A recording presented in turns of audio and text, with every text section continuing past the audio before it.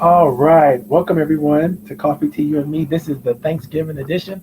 We're going to do a couple things a little different today than normal.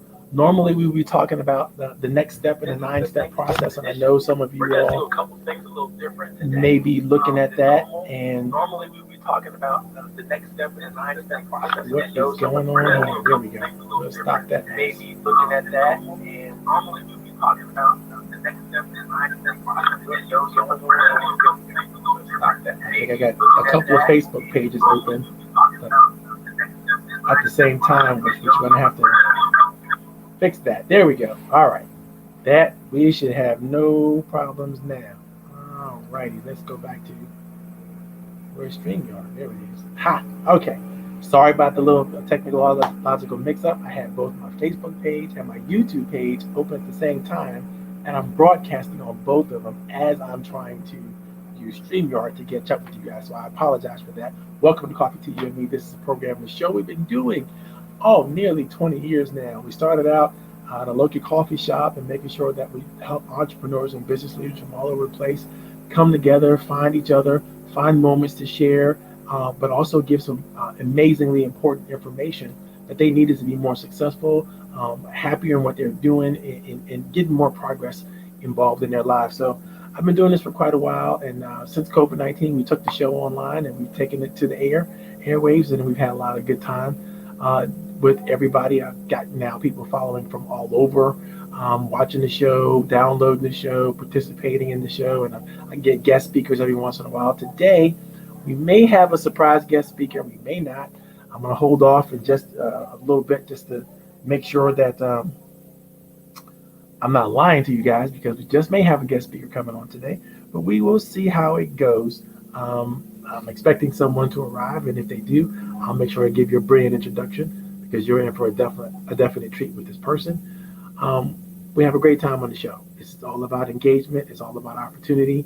And so if you have a business, or you are phoning in from anywhere and you want to tell us who you are, what you're all about, what the name of your company is, go ahead and fill up the chat box with any information that you think is important that you want to share with other people. If you want to share your websites, an offer that you have coming up, anything that you think is relevant and useful, that's going to be great. Today, we're talking about what it means to be authentically grateful, and how do you show up as a professional and be authentically grateful for someone else. There's a program that I wrote many years ago called the Rap Approach, will be the basis of today's conversation. So I hope you guys enjoy that. I'm also going to tell you a little bit about some things that are coming up for me that you might want to enjoy and participate in. Hopefully you do. I got to change a few things because I realized I started this and there we go. Aha. I don't have my banners right. I don't have my background right. I haven't really done a whole bunch of prep for the show today outside of pulling together some of the newest information I can from the Rap Approach, which we'll talk a little bit about later. But this has been a joy. It's been a pleasure to be able to help small women-owned and minority-owned businesses and help them figure out, smarter ways to be, how to be better at whatever it is that they need to do. And we're going to talk about a lot of that after the break. And we're going to give you a quick little branding break, and then we will be back in just a second. Here we go.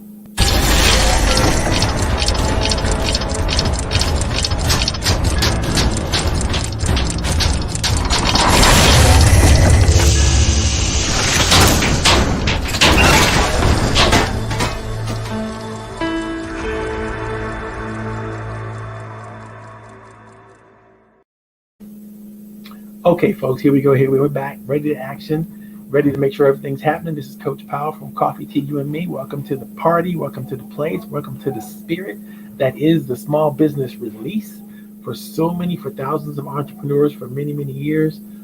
People have tuned into the show just to make sure they have an opportunity to have a sanity check about what's going on in their business. And today is no different. Today, we're talking about some of the benefits and some of the opportunities for gratitude, and what gratitude means and how you should express it, and some of the things that we've learned over the past. And we'll probably tell a few stories and maybe a few tales, and we'll see how this goes. But if you have any questions or any thoughts, any comments that you want to share about what you're grateful for in your business, Pay attention to today's dialogue and make sure that you do that. Make sure that you share that in the comment section. Make sure you share that anywhere you want to go.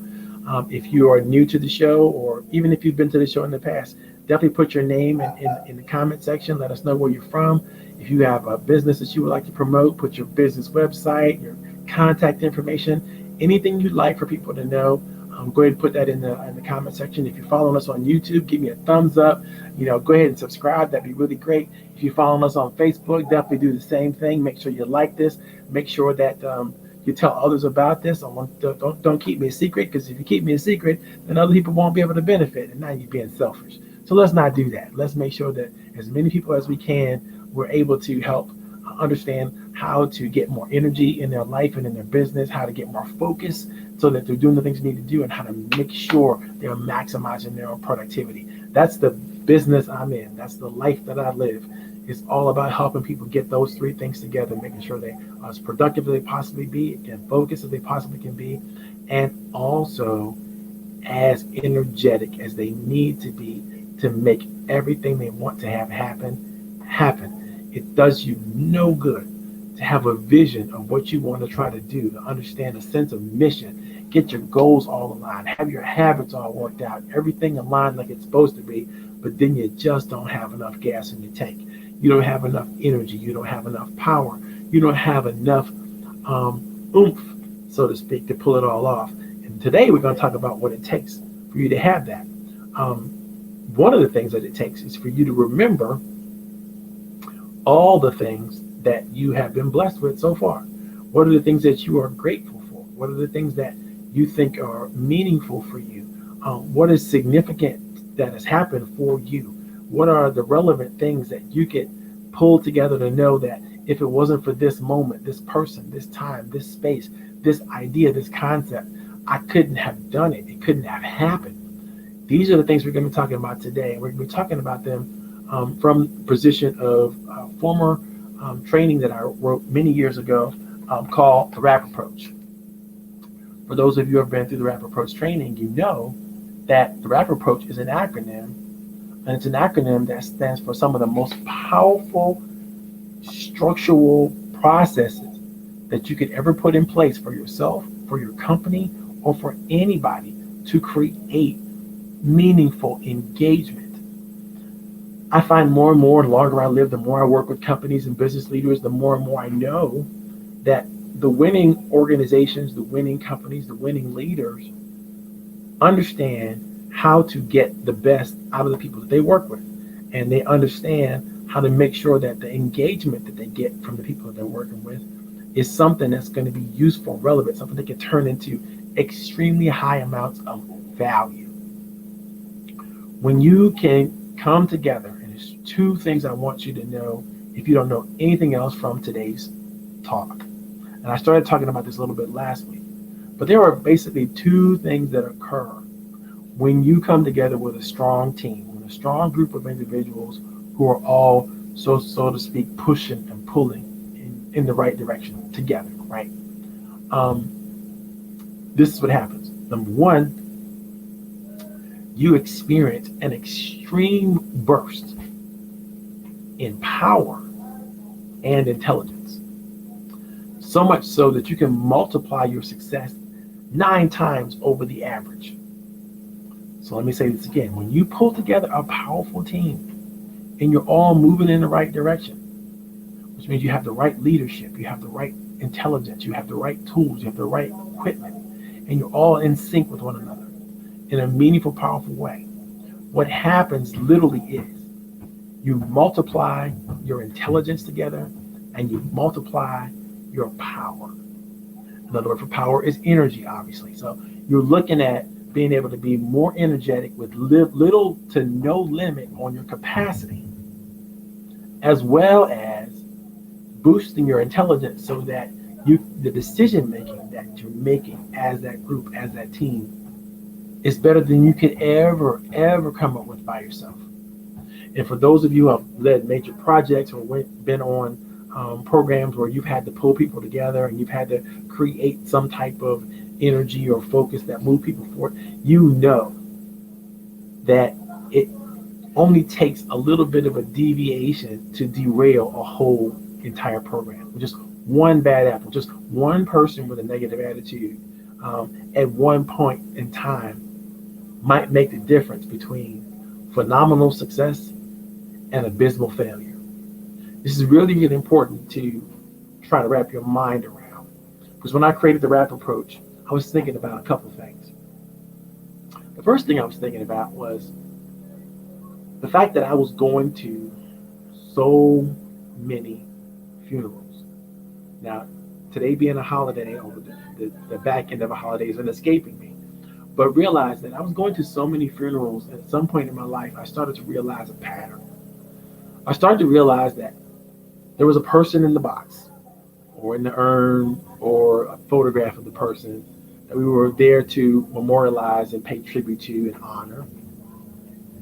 And usually there was a time in whatever funeral procession where family members and friends got to stand up and share some ideas or some concepts or something that they wanted to share in this moment that might help the family of the bereaved, through the grieving process. It might give them something, a warm memory to fall back on, or a thought or idea that might help the community, deal with the loss of a loved member of the family, the community, the organization, whatever that was. And so you see, I saw a lot of it. I saw a lot of testimonials coming out with people saying, I wish I could have, or I wish I told this person before they passed that I loved them, that I cared for them, that they were people that were important to me. I wish that I had done that, and I'm sorrowful now that I'm here to tell you this story, this tale, but I didn't get a chance to tell them while they lived, and I wish I had have done so, but I didn't. And I thought, wow, isn't this something? I wonder how many people out there are not getting their flowers while they live. I wonder how many people out there are working hard to serve others, to shine their light on the universe, to make sure that they're doing the best they can, to be the best they can, to work as hard as they can, to be as smart as they can, to give as much wisdom out as they possibly can. I wonder how many people are out there who don't get the benefit of knowing that what they're doing, what they're contributing to the world in every moment is meaningful, is relevant, is significant.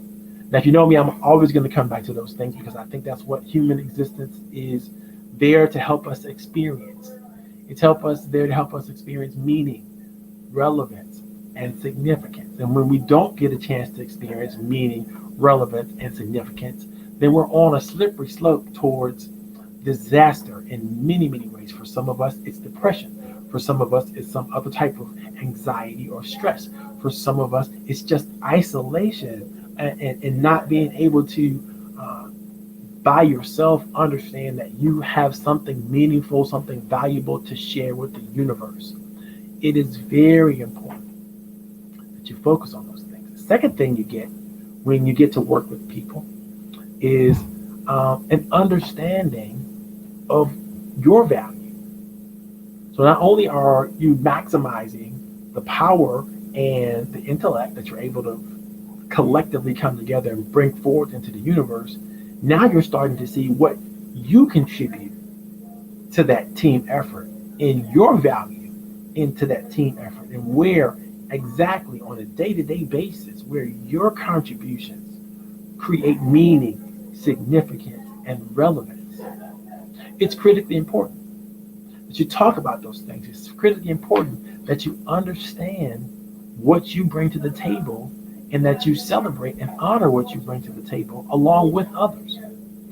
If you're in this thing all by yourself and you're in your business all by yourself, and by the way, if you're coming to us live for the first time, definitely put your information in the chat. Let us know who you are. Let us know where you're coming from. Let us know if there's anything you want to put in there about your business. I really appreciate it. Want the engagement. Want to make sure we follow up with you as much as possible. Don't want to be doing this thing all by ourselves. This is not about me. It is about you. But today's moment is about gratitude and how you're going to use gratitude, how you can focus on your gratitude. So there's a couple pieces I'm going to pull from the rap approach. The rap approach and I'm going to put this in the chat a little bit later, is if you get a chance to read this 27-page document that I'm going to share with you, is a training manual on how to create engaging and effective social environments, whether you're in an organization or you are in a business or you are working with a political campaign or any types of places where people exist together and they're pushing in the same direction for the same reason at the same time. You're going to want to make sure that you have positive social engagement going on. You want to make sure you do it correctly so that you don't create that one bad apple, right? You don't deal with that one person who's negative all the time, or the person that has a negative attitude. You turn that negative attitude into a positive one quickly so that you can get back on track to moving things ahead the way they should be moved ahead and the way you'd like them to be moved ahead. So let's talk about the rap approach.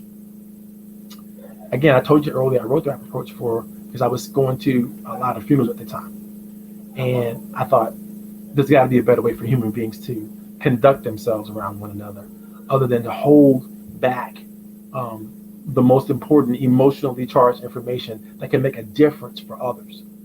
I thought there must be a better way. There's got to be a better way, other than the obligatory pleases and thank yous that we say to one another, or the congratulations, or the things that we will say just because we feel obligated to say it, not because we authentically mean it, not because we even understand what it may mean to someone else, but we have to say these things anyway. And then I thought to myself, there must be a better way than waiting before somebody dies in order to say that they were meaningful to us, or something that they were relevant to us, or they did something significant that we appreciate. And then I thought, what would happen if teams were infused with the kind of energy that consistently passed on to each member of the team, the kind of mutuality of respect, affection, and praise that is necessary for people to feel encouraged, necessary for people to feel like they're being supported, necessary for people to feel like they belong to something.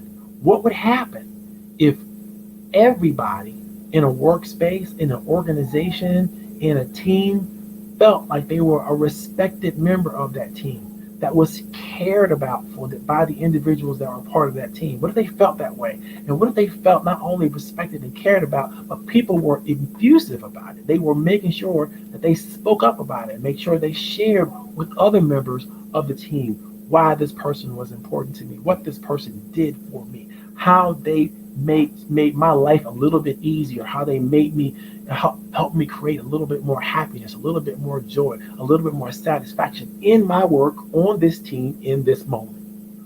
What would happen? How would that be different? It didn't take me long to realize I had already done the studies.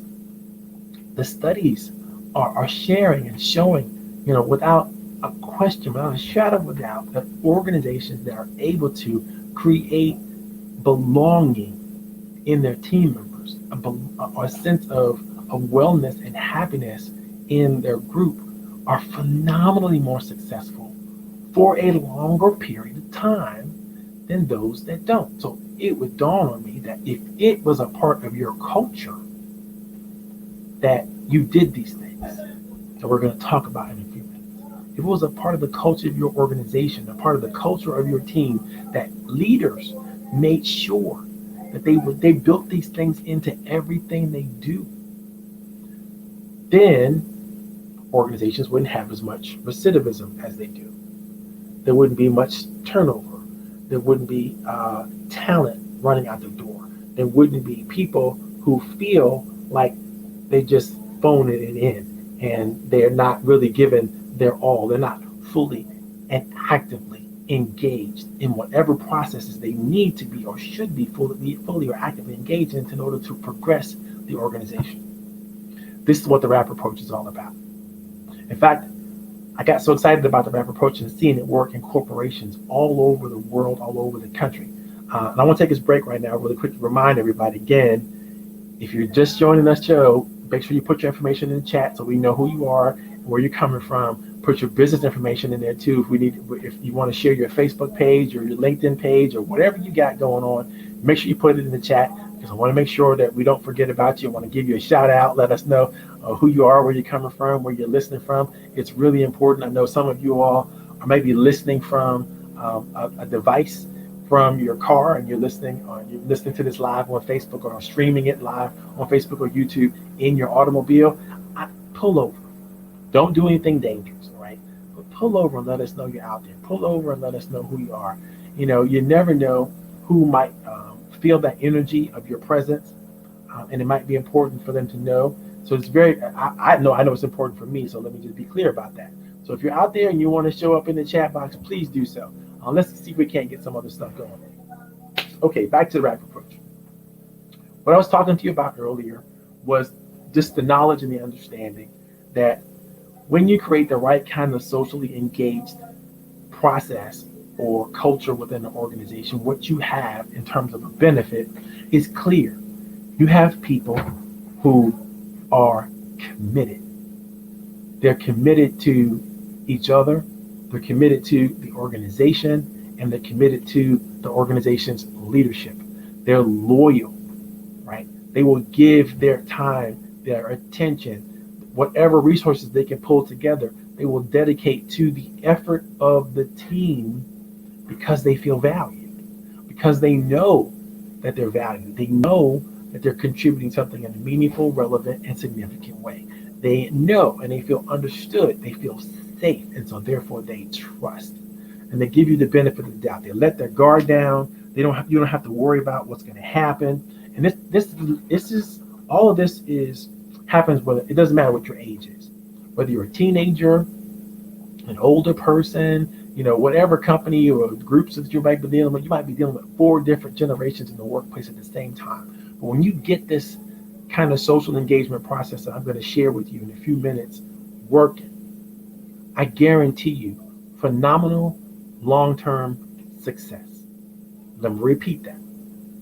When you understand the RAP approach, meaning when you understand what respect, affection, and praise is really all about, you won't think about any other thing in any other way, because that becomes the way that you do everything as a leader, whether you're a supervisor, administrator, whatever it is. Even if you're just a team member, you're still a leader because you're leading yourself in that team, and you can be infectious and infuse your entire team with generosity, with love, with kindness, and everything that makes human beings want to give their entire selves to something. You want your team members to be watching over each other so that you don't overcommit and forget to go home. That's how you want them to be so strong that they forget, like, oh my God, this more other things are as important to me than being in this room and with this team or in this Zoom space or wherever you're doing your work, because I got other things to do. That's what you want them. You want them to lose themselves in it. You want them to but feel good that they did and could, knowing that they got teammates that are not going to let them, forget their health or forget their families or forget any other thing. But you definitely want that pull to be there, because then that's how they know they're going to fall back when somebody's reminding them, you haven't been on a break for a minute. You haven't taken a vacation in a while. In fact, I don't even remember the last time you went on vacation, and you would tell us, right? Of course they would. That's the kind of team you should be able to put together when you understand what the RAP approach is all about. So let me repeat the rationale behind the RAP approach, and then I'm going to go into each of the details. There are 3 things you have to know about the RAP approach. Number 1 is it's about professional respect. Professional respect. When you can give each other the kind of respect that everybody will appreciate and know that this is what is due to me, not just as a teammate, but as a fellow professional. This respect is due to me, and I receive it well from my team. You want every team member to be able to say that. The second thing you want them to be able to understand and relate to is appropriate affection. Now, notice I said appropriate affection because there is such a thing as inappropriate affection.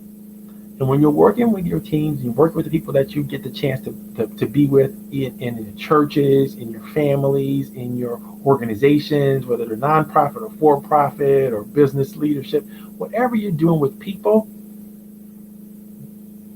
a level of affection is important, but it must also be appropriate. Now let me see if I can explain to you.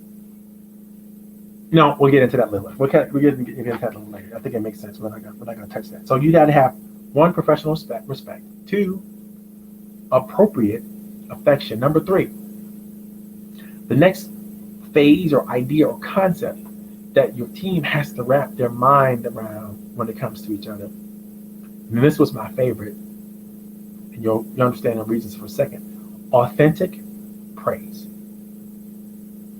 You have to really mean it when you speak up for each other and say things about each other to one another in such a way that it reads as absolute truth, that it feels like this is not just what you know, this is what you believe, this is what you'll go to bat for. It is authentic, it is real, it doesn't get any more real than what you just said.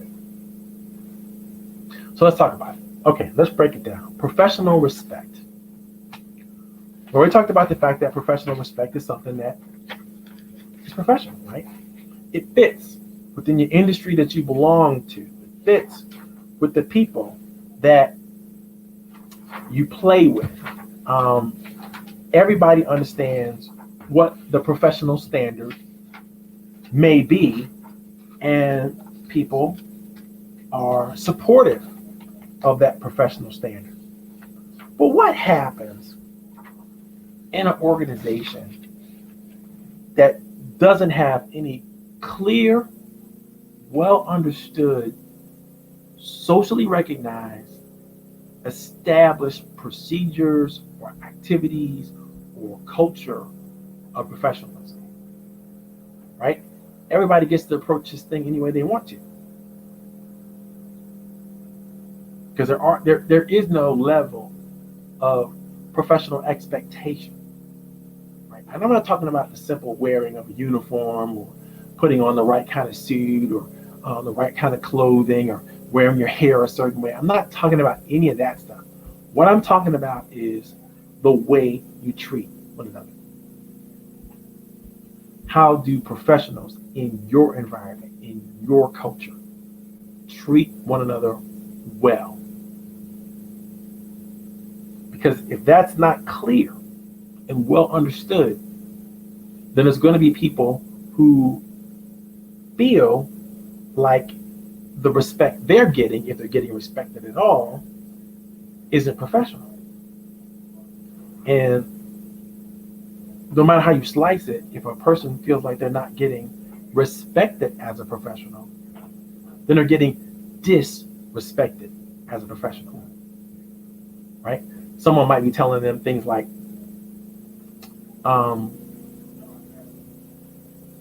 the way you presented that report is not useful.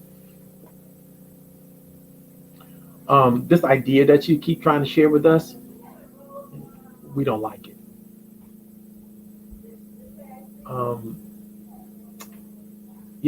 The way you showed up to work kind of makes people uncomfortable. Now notice, all the things I just mentioned to you might absolutely be true. I'm not suggesting by any shape of imagination that truthfulness is not important. I am saying when you're trying to prove to someone else that you respect them in a professional way, coming to them with your perception of truth may be combative, it may be confrontational, it may be sensational, it may be, off track totally off the beaten path, and it might feel true to you, but it might be absolutely untrue to the person that you're trying to share that with. So even in the level of professional respect, there is a way to communicate what respect means to everyone so that everyone can feel like I know what my friend Jonathan over here, who's in marketing, feels when he says the word respect. And I know what my friend Sally over here, my colleague and compatriot, when they say respect, I know what she means by that. Or I know when my friend Jennifer says respect, I know what they feel they mean when they share what they mean about respect. You see, respect comes in many different forms from many different people, and they all might consider that professional. It is a responsibility of everyone involved to know what respect means and looks like and feels like to one another. And it's a thing that we often take for granted.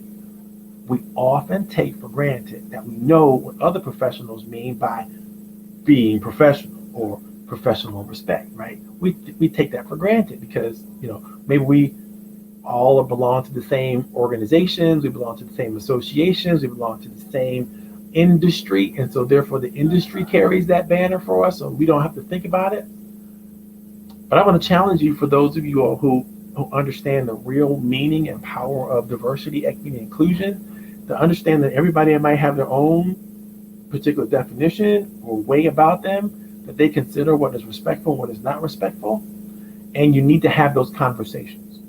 You need to be clear with one another in those conversations and make sure that you're listening, hearing, and responding to everyone about these conversations. Einstein says, I speak to everyone the same way, whether he is a garbage man or a president of the university. Einstein, I speak to everyone in the same way, whether he is a garbage man or the president of the university. Let's take a minute for that and think about it. What do you mean? What does he mean by that? Einstein is saying, I speak to everyone the same way. I treat everyone the same way. How many of you all think that's absolutely the right thing to do? In every situation, treat everyone the same. How many of you all think that maybe you should treat people the way they want to be treated if you're going to respect them? Or do you want them to feel like you respect them? Let me tell you a little secret. Come here. Let me tell you. Here's what I figured out. If you mirror to another person, another professional, exactly what they want to see mirrored back at you, back at them, when it comes to transferring and communicating what respect means to them, you're going to win their hearts so much faster than if you decide in your own mind, you know what respect is, professional respect is, and so as long as you're doing that, they should have no complaints with you. What do I mean by this? Now, we're all in the midst of, right now, if you've been following the training I've been doing over the last few weeks, we're in the midst of the 9 steps to masterful professional relationships and how you develop them and how you might develop them. And steps number 1 through 3 work a little bit like this. Number 1, you got to listen. Number 2, you got to make promises, and you have to keep promises, right? Based on what you think your talents and gifts are, what you're supposed to bring to the universe. And number 3 is you got to follow up and follow through. Listen, make the promise, follow up and follow through. So I'm saying in regards to professional respect, people that you work with, people, your colleagues, people that you are expecting to have a wonderful relationship with, a wonderful professional relationship with, you have to figure out what they want to see specifically from you in order to give themselves permission to say, that person respects me. They really respect me. So to figure out what it is to look like. What's respect look like to them? A good question to ask, a good conversation to get in is, if you're in a conversation with a colleague, you may ask the question, "Hey Jimmy, you know, dude, I think the world of you. And I really want to earn your trust, and I really want to earn your respect. What is it that I need to show and do, maybe better than I've ever done before, or better than anyone else that you know, to earn your respect quickly?" Ask the question, shut up, and then listen.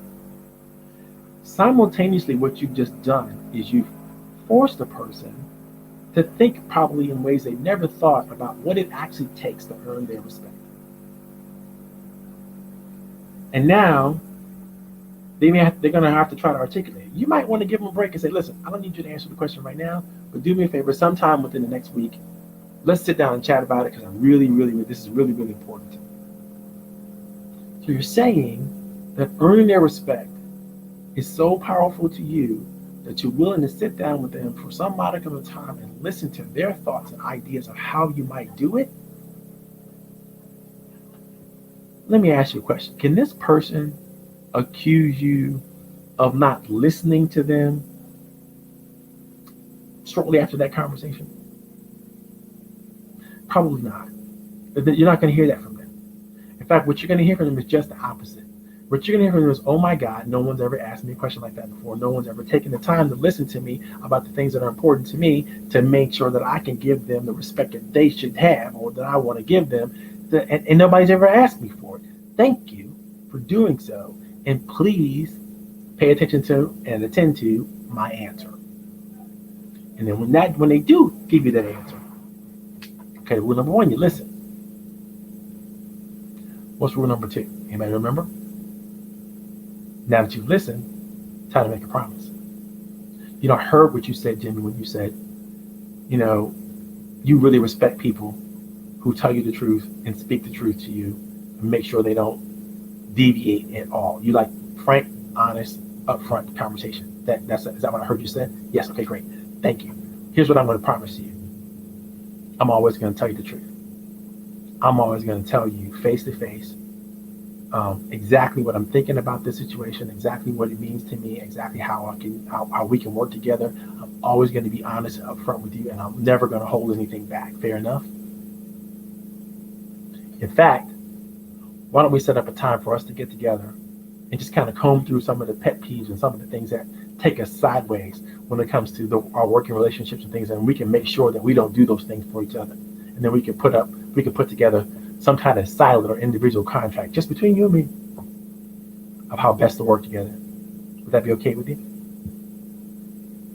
I promise you, if you do this, even with people that you don't have a wonderful relationship right now, you're going to move the level of respect that you have with that person from here to here.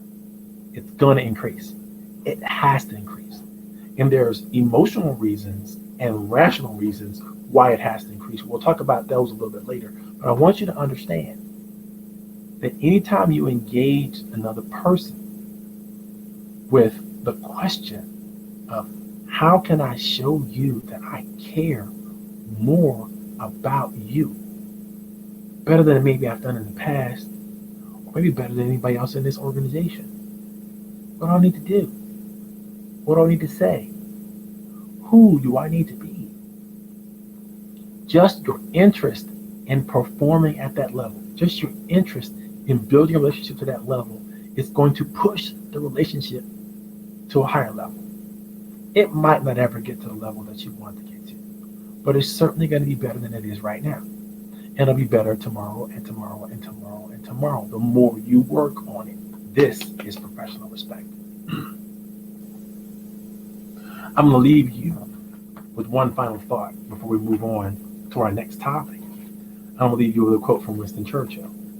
Churchill says, "I'm fond of pigs,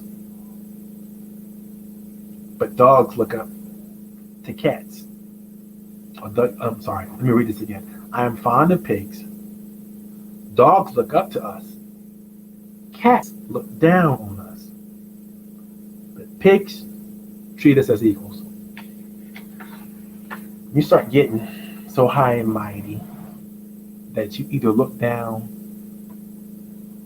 on people or you become so humble that you look up to everybody. You're not doing yourself or them a favor. What you need is to figure out that equalizing factor where you can see the humanity in each other, where you can respect the professionalism of each other in a meaningful, powerful way, and then magic is going to happen in that relationship. If you get this right, this kind of energy spreads throughout your entire organization, and everybody becomes known as respectful to one another. Because there's people that refuse to treat them any other way for any other reasons.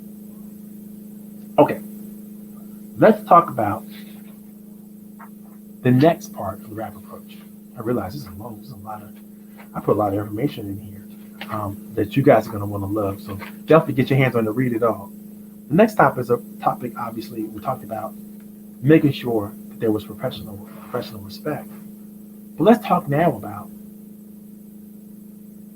what that professional respect looks like and feels like.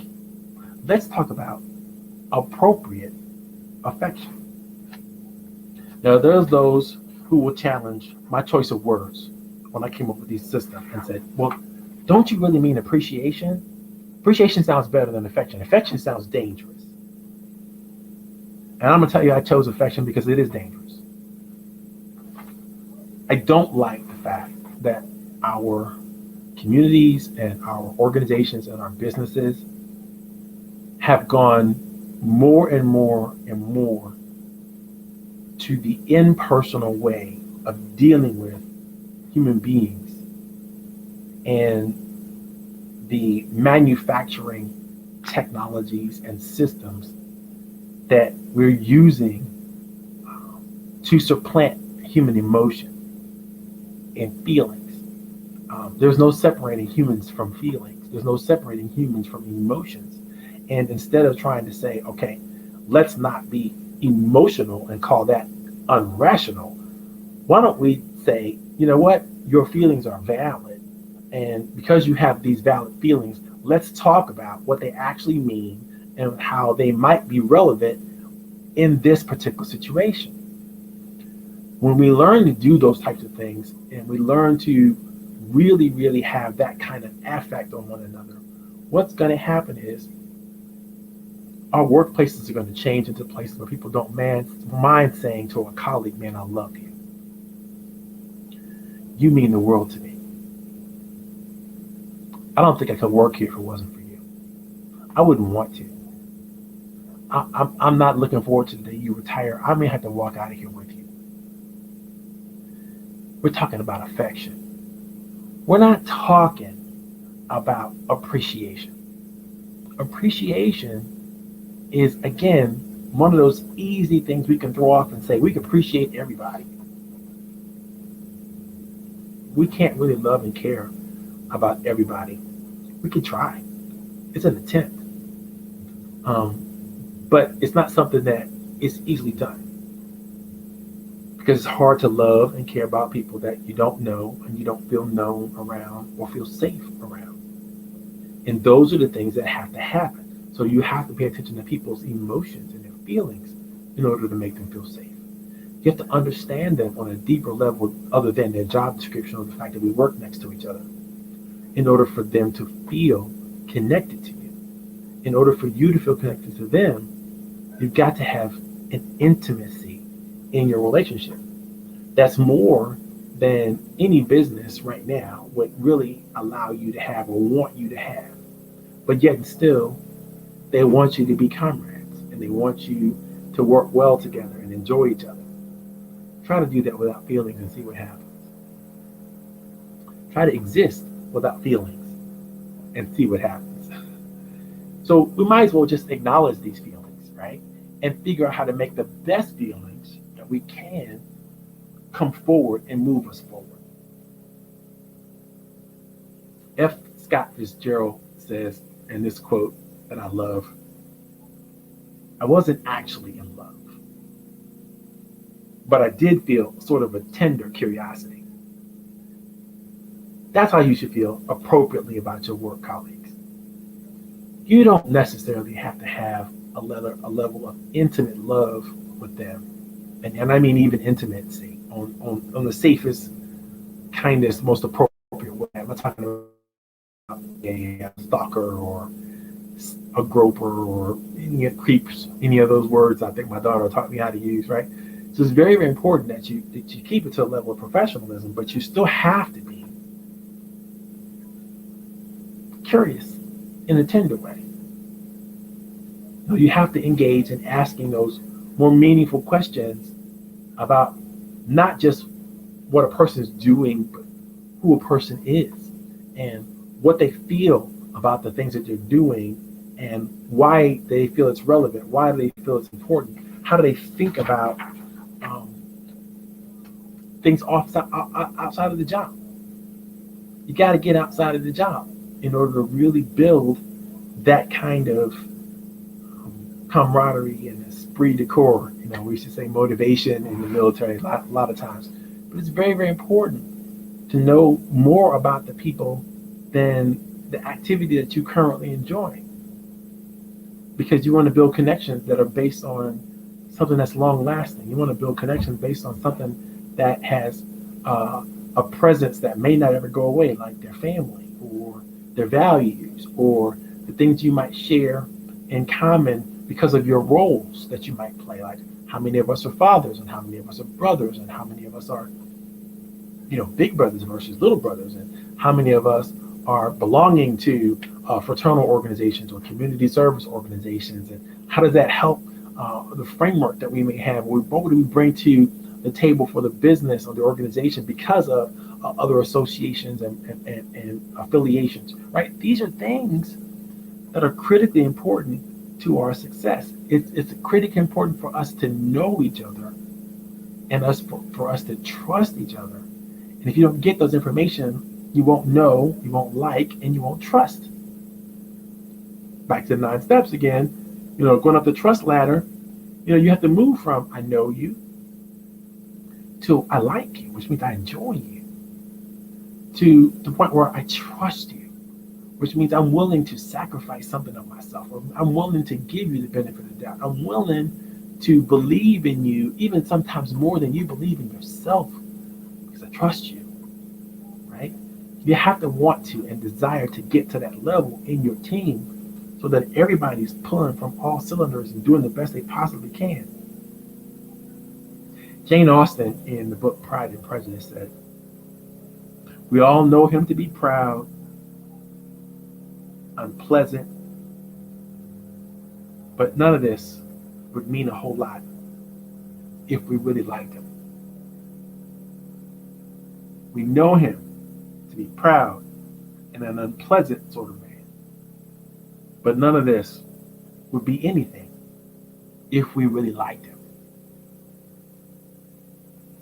Think about what real connection gets you with people.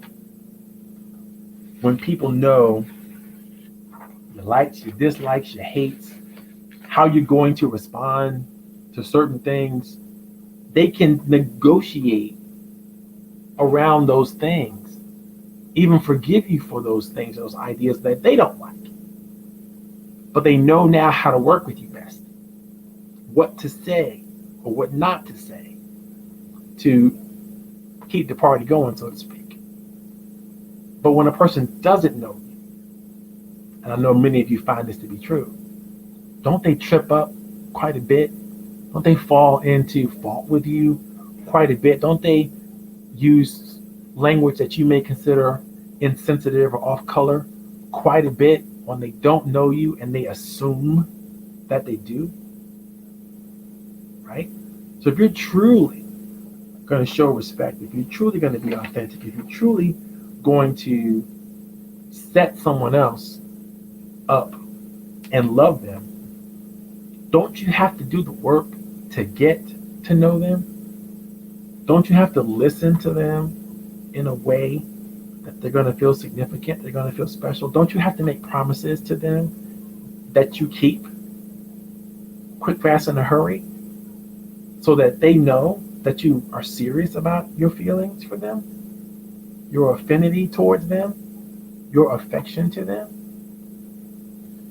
It's important that you don't take each other for granted in the workplace, that you don't take each other for granted in your organization, your families, or any place, and that you try to do everything you can to see the best, see the humanity in people, so that you're not accused of doing what Bob Hope says.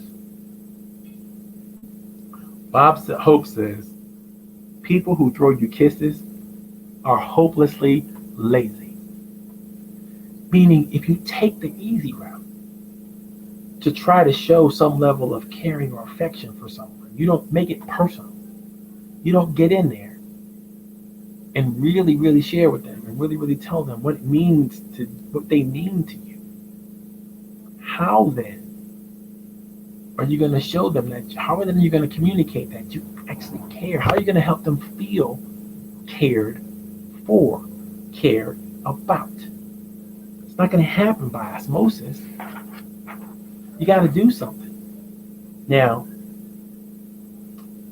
I made a note here that I want to share with you because it's very, very difficult to love someone when you don't love yourself. It's very difficult to show affection for someone when you care very little about yourself. It's very difficult for you to truly, truly have that affinity for someone else when you don't have it for yourself.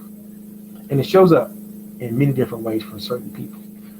When you're always saying, well, I don't really matter, or, I don't feel like I deserve it, or, people who can't take a compliment, it's really, really difficult. If you find that difficult for people, or difficult for you to take a compliment, a genuine, authentic compliment from somebody,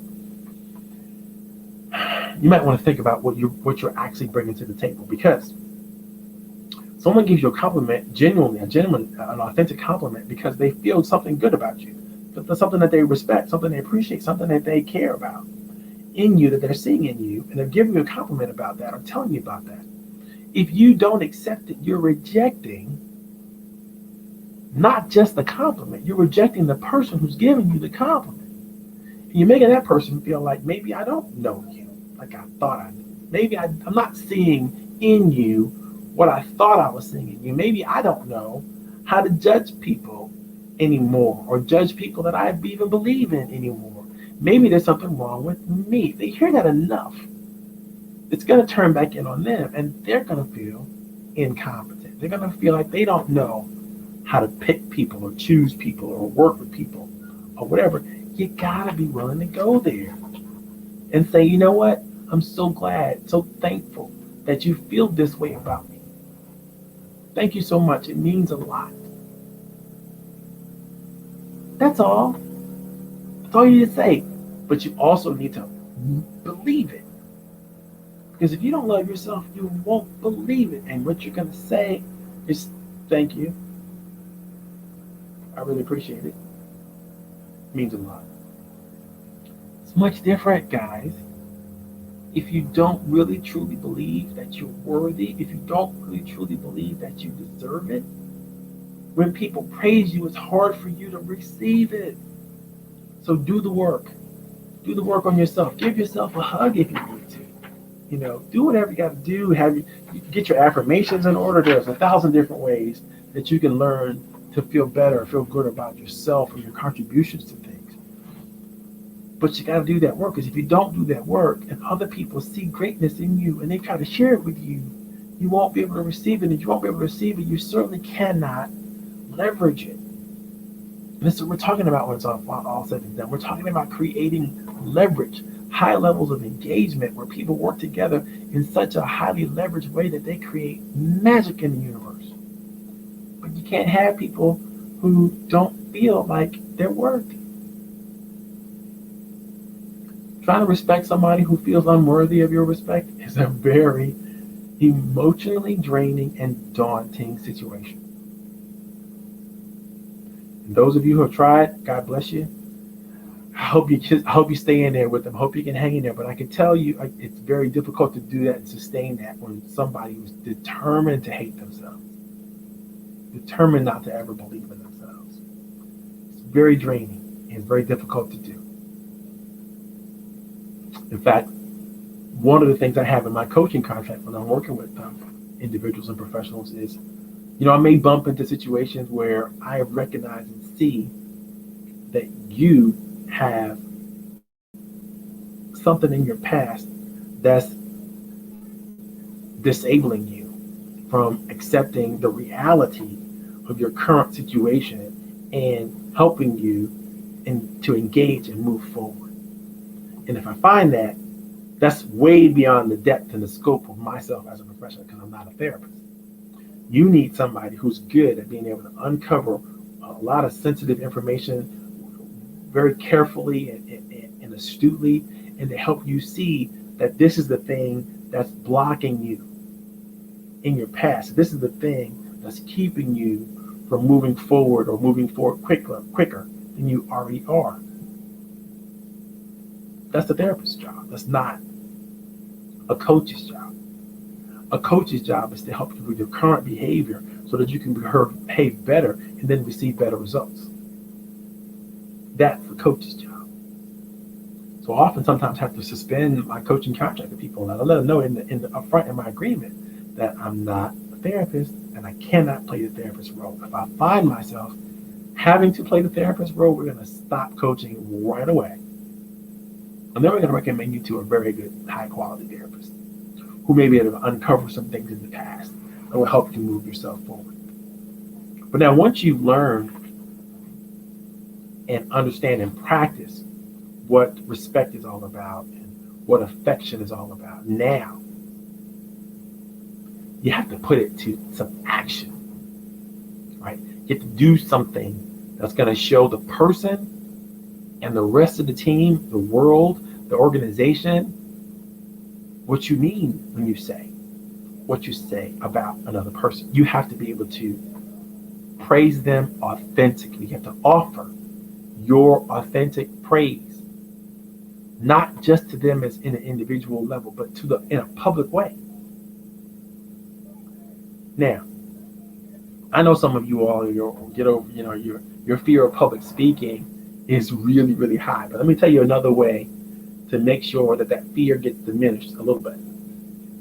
When you're trying to offer someone up authentic praise because you believe in them, because you trust them, because in a way they're creating something magical in you that allows you to be even better, or feel better about yourself, you have no problem telling the world about that.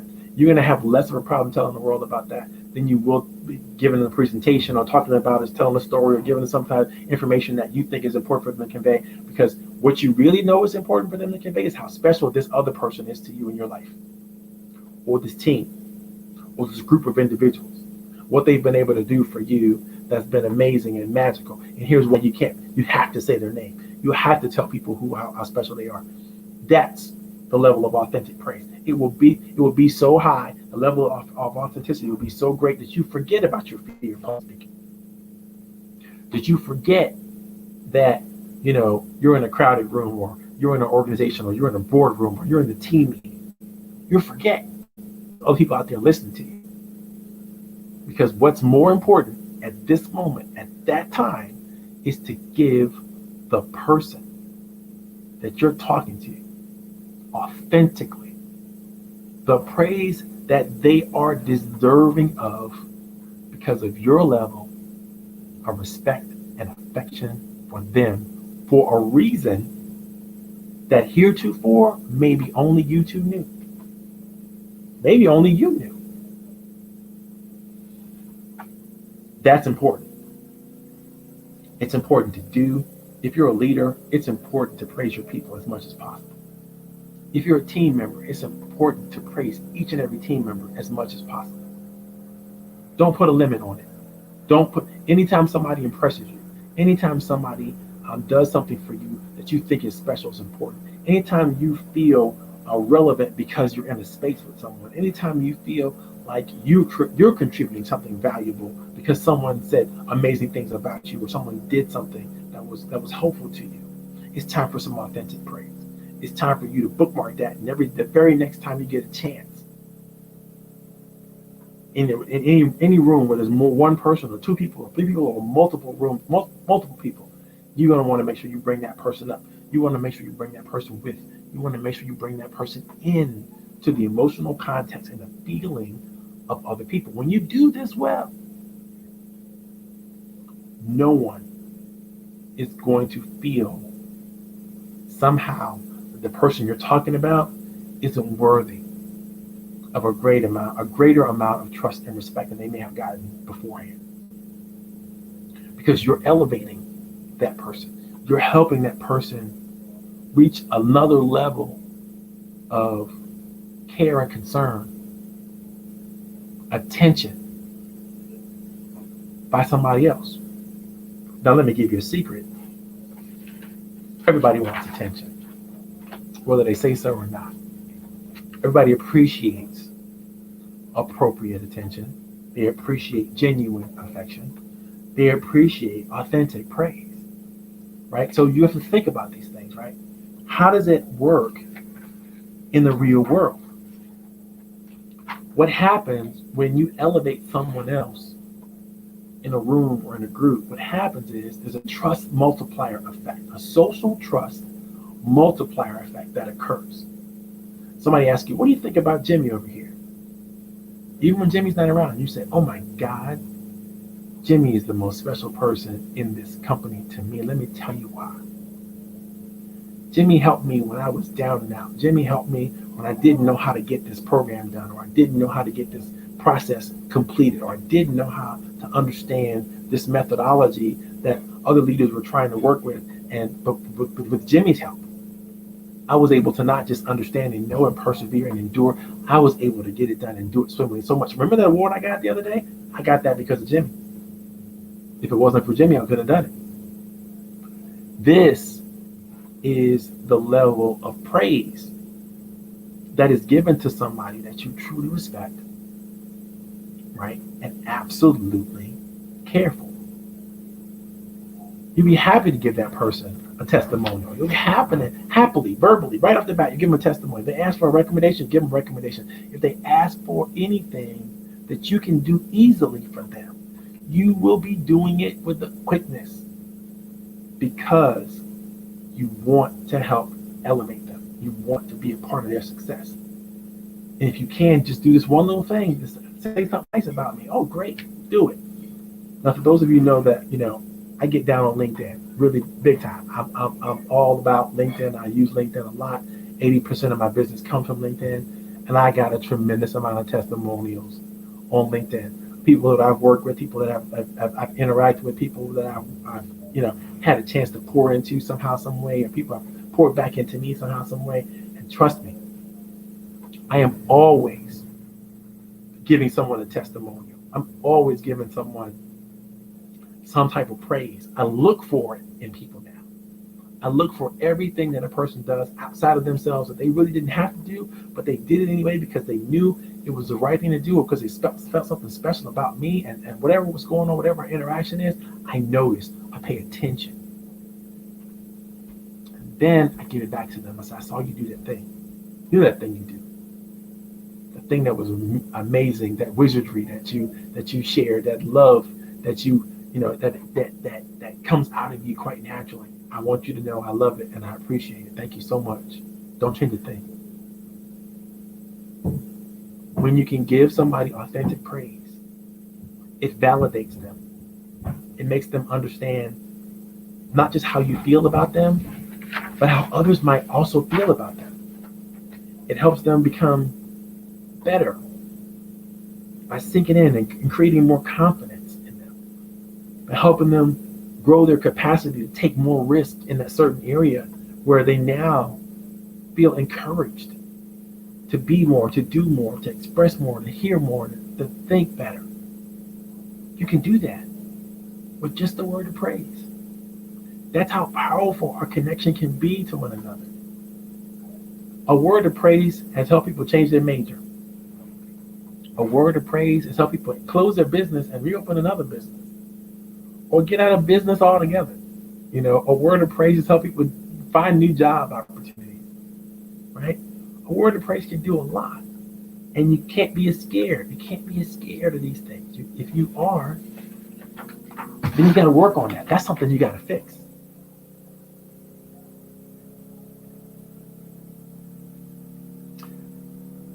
I'm going to turn you back to what we originally talked about for a minute, and I want to share this with you from Mark Twain. Mark Twain said, "Except for my daughters, I have not grieved for any death as I have grieved for his. His was a great and beautiful spirit. He was a man, all man, from his crown to his footstoles. My reverence for him was deep and genuine." Again, this is Mark Twain talking about somebody in a box at a funeral. Talking about a memory of a person who had lost.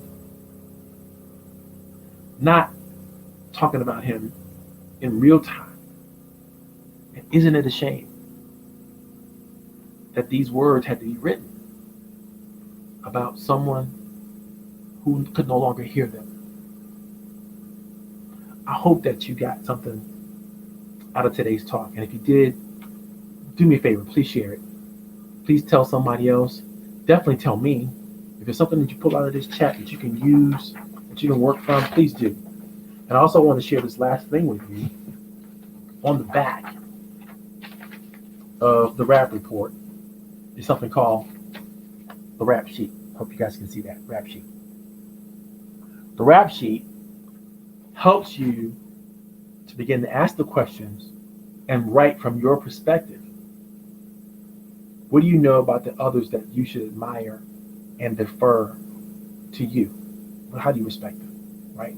What do you care about that others should really enjoy and appreciate you for? It's affection. What have you done that deserves public recognition and high approval? Praise. If you capture this information for yourself, it's all about you. If you capture this information for yourself, you'll become armed and equipped with the tools you need to develop your own self-concept about what it is you do, how it is you think, in a way that you can then articulate to other people when they experience you what you might hope they're experiencing. And then they can give you the feedback that you need to get. So I call this the rap sheet. So, because it's your own personal rap sheet. It's what you want others to say about you. It's what you want others to feel about you. What you want others to appreciate about you. But you can't get them to that by just being. You got to focus on doing the behaviors that you need to do in order to make the feelings that you want to have others to feel actually feel. And that means you got to pay attention to not just what you're saying and doing. You got to pay attention to the feedback. You got to listen for it. You have to want it. You have to hunger for it. And then when you receive it, you need to respond appropriately. Now, of course, you can't change your life or yourself on every bit of feedback that you might get from someone. I'm by no means suggesting that you can or should. I do believe, however, when you get the chance to get feedback from people, the respectful thing to do and say is only this: thank you.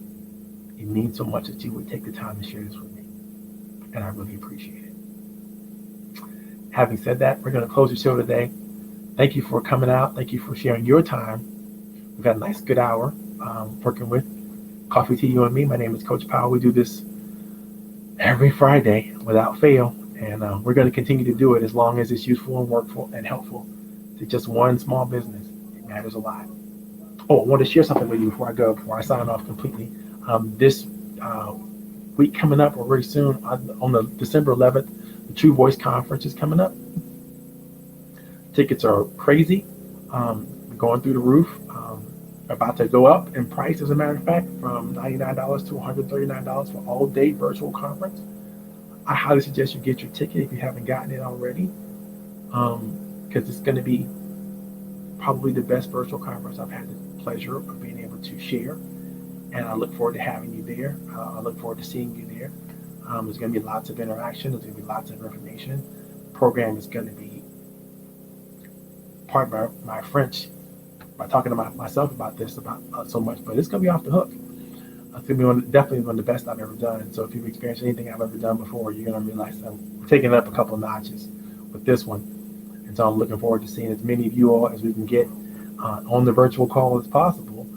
It's going to be sort of a half-day thing, so we should the meaty part should be done probably before 11 to 12, but then it's all about having a lot of fun. So I'm looking forward to a day of fun with you guys and an opportunity to share with as many small businesses as possible. Please help me share it as well. I'm going to put it in the chat. This is the Eventbrite post for the True Voice